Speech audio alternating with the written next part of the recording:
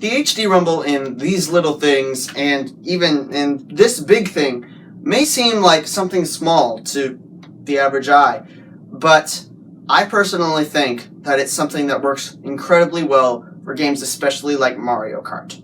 Let's talk about that.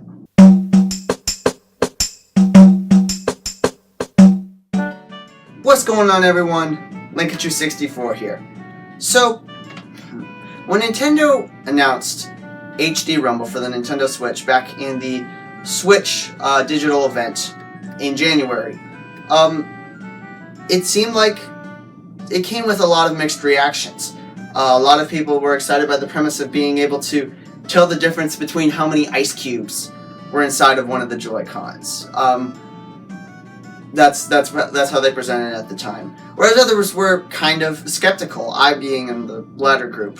I mean, it didn't seem like something completely necessary to be able to, tell whether you're drawing a bowstring or wielding a sword just by the vibration in your hand, and it didn't seem like it would be that good. Fast forward to the launch of the Switch in March, and games like 1-2 Switch, or just 1-2 Switch, not games like it, actually kind of demonstrated what HD Rumble could do fairly well in games like Ball Count, or even other games like Safecrack. The HD Rumble in it was pretty good. In games like Ball Count, you were able to have somewhat of a guess of how many balls were actually inside of the Joy-Con. So yeah, 1-2 Switch did a good job showing that HD Rumble really is a thing. However, since 1-2 Switch just wasn't that great a game, it didn't really matter.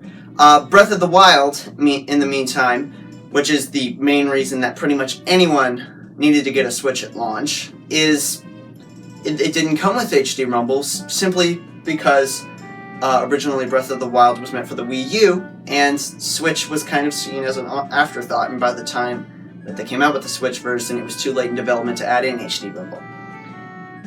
Sum it up to say that whenever the Switch first launched, we didn't really get a good look at how HD Rumble could be used in a real game. Until Mario Kart. So the second big Nintendo game to come to the Switch after Zelda, of course, was Mario Kart 8 Deluxe.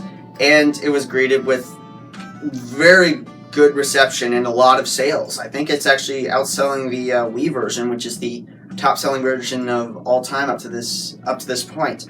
Now, what a lot of people didn't realize was that it did come packed in with HD Rumble, in fact, and I didn't even realize it starting off. But after playing it for a while, I think that it really adds to the quality of life of Mario Kart.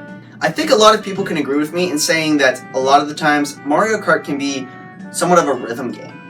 Like, especially in the time trials mode, where you're trying to hit every curve just perfectly and trying to bounce off every ramp and get all of the ultra mini turbos just right and get all the shortcuts.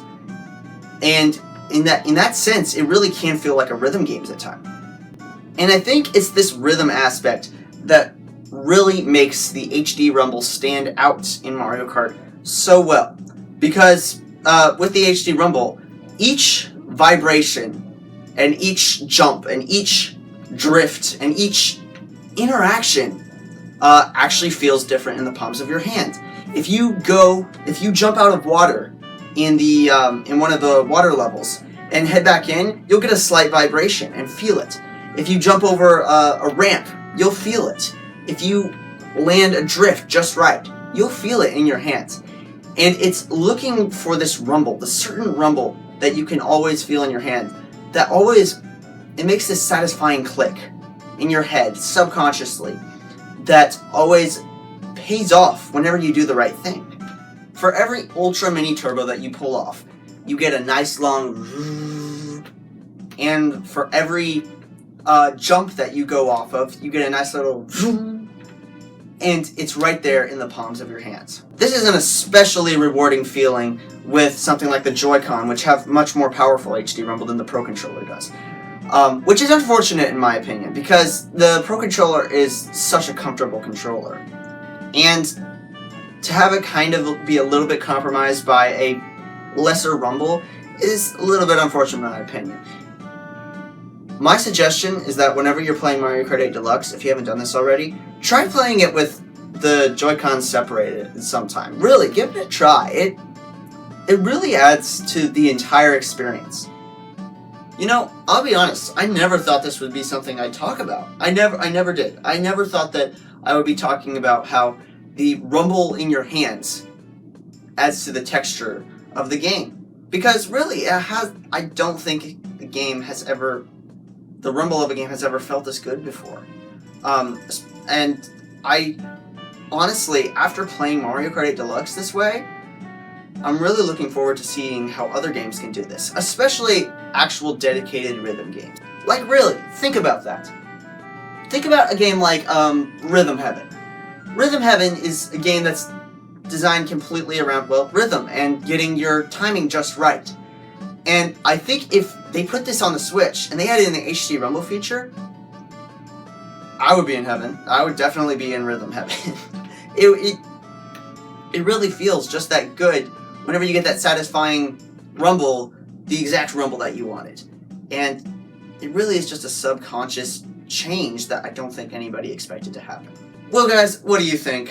Do you think HD Rumble is something that is really awesome, or do you think it's slightly overrated? Let me know down in the comments. Hey, while you're here, if you're interested in everything Nintendo, then you can subscribe to my channel right up here, and you can check out my latest video up here. Guys, until next time, peace out.